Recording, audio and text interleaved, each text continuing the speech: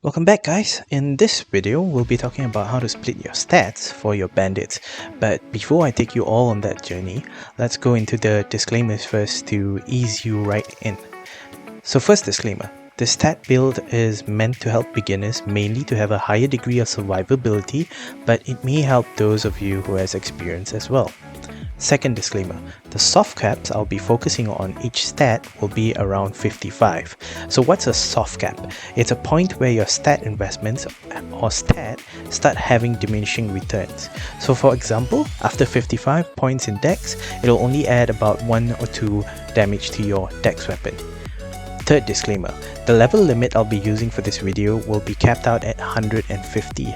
This is because I'm assuming that there will be a number of you who wants to participate in PvP, and for now that level seems to be the current acceptable meta. Fourth disclaimer, I define support stats as Vigor, Mind and Endurance. Offensive stats are Dex, Arcane, INT, Faith and Strength. Fifth and final disclaimer, I make mistakes too guys, or I may miss out on things. If you see this happening, drop a comment and let's help each other grow and get better. Alright, since we're done with that, let's move into the next topic. Stat investment.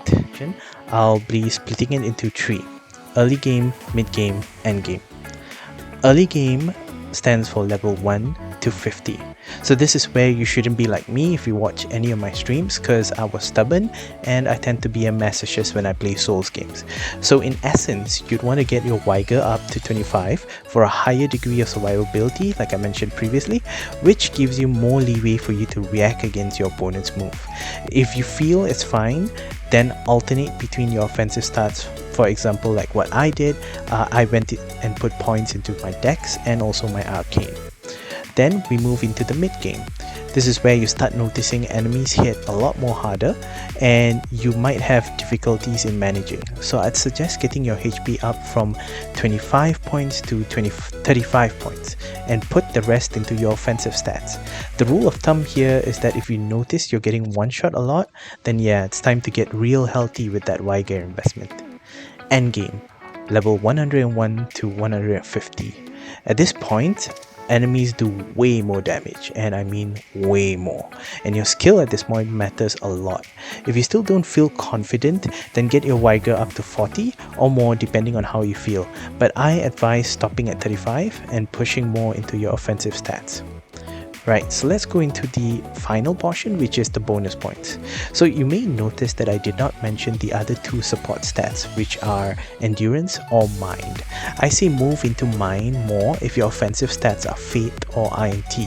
Getting Mind to about 30 will allow you to summon most of the available spirits in-game, which is pretty cool. Endurance on the other hand is very optional. I personally got mine up to 20 just for higher poise, which essentially means you can tank damage better, but I didn't see much of a difference.